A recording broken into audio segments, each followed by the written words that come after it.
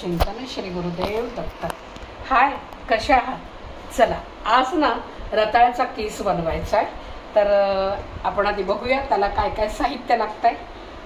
तर किस बनवायला या रताळी लागणार आहे। तशी छान लाल चटक रताळी आणायची। अर्धा किलो ही रताळी आहेत। एक बटाटा लागणार आहे, मिरच्या, साजूक तूप लागेल आणि साखर लागणार आहे थोडीशी, मीठ, दाण्याचं कूट आणि फोडणीत घालायला जिरं।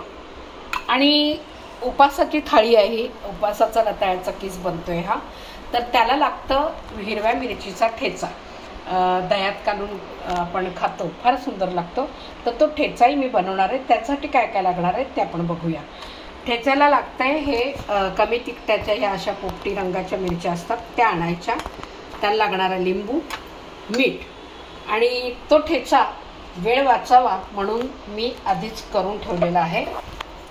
तर हा मी दाखवते। हा असा ठेचा आपल्याला उपासाला खायला घेता येतो आणि उपासाचे जिन्नस पण फार सुंदर लागतात, चव येते तोंडाला या ठेचा बनवला की। तर हा तयार आहे। आता आपण करूया रताळ्याच्या किसाची तयारी। तर आता ही रताळी आहेत, ह्याची आधी साल काढून घेणार आहे मी। साल काढून झाली की लागलीच आपल्याला या पाण्यामध्ये घालायची, म्हणजे ती काळी पडत नाही। तर सुरू करूया।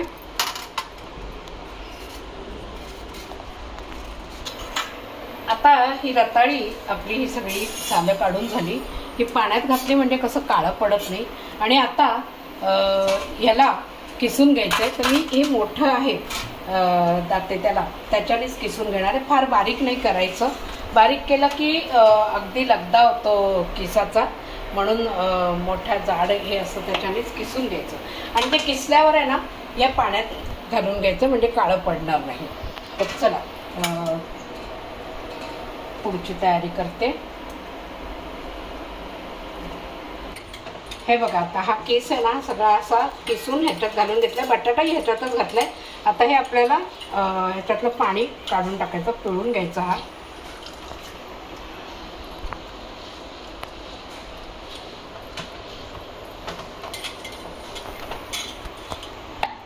हे बघा, आता हे सगळं पाणी आपण काढून घेतलंय। हे पाणी टाकून द्यायचं नाही, हे तुम्हाला कुंड्यांमध्ये खत म्हणून वापरता येतं, कुंड्यांमध्ये घालून टाकायचं। आता पुढची तयारी। आता ह्याच्यामध्ये आपल्याला मीठ घालून घ्यायचं आहे।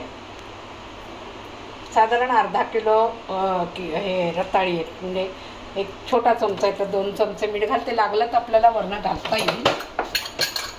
आणि दाण्याचं कूटही घालायचं ह्याच्यात।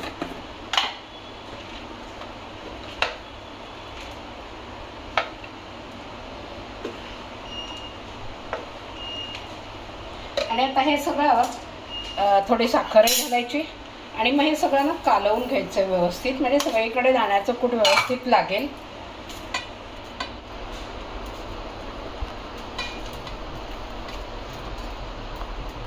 हां, आता मला लागणार आहे ती कढई।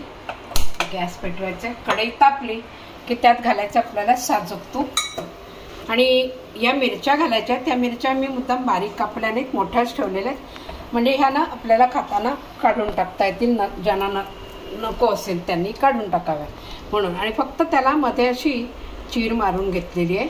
हे बघा की ही चीर अशासाठी मारायची की ती तेलात टाकली ना की मग ती मिरची उडत नाही, नाही तर ती उडते फार, म्हणून आपल्याला चीर मारून द्यायची। आता कढई तापली, तूप घालूया।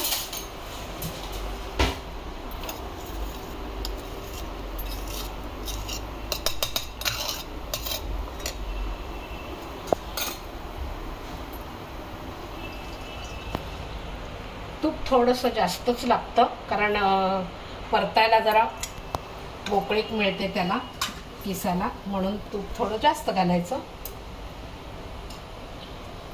तूप तापलंय, आता जिरं घालायचंय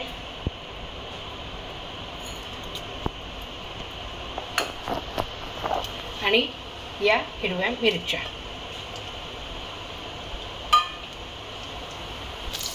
आता या मिरच्या परतल्या गेल्यात। आता याच्यात हा किस घालायचा आहे। आणि गॅस आपल्याला बारीक करायचा आहे. मंद आचेवरती किस हा परतून घ्यायचा आपल्याला.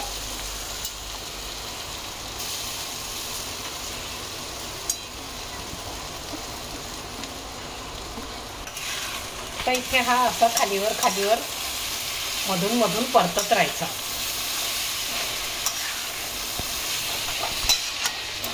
ह्याला झाकण नाही वत्र ठेवायचं.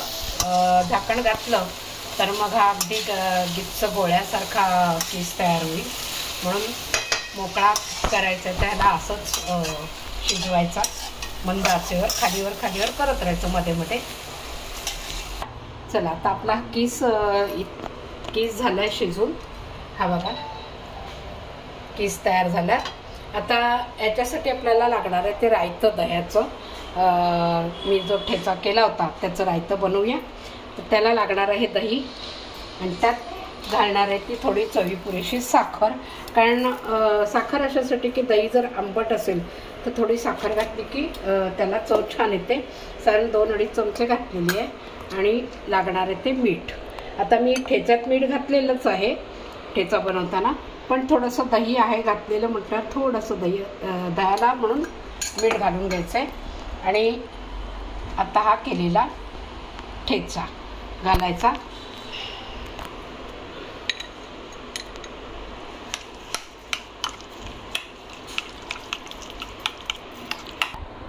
तर चला बघा रताळ्याचा किस आपला तयार झालेला आहे. तर बघा असाच रताळ्याचा किस जसा मी बनवला आहे तसा तुम्ही बनवून बघा. आणि आवडल्यास कमेंट्स बॉक्समध्ये नक्की कळवा तुम्हाला किस या पद्धतीने केलेला कसा वाटला. आणि व्हिडिओ आवडल्यास लाईक करा, शेअर करा आणि सबस्क्राईब करा.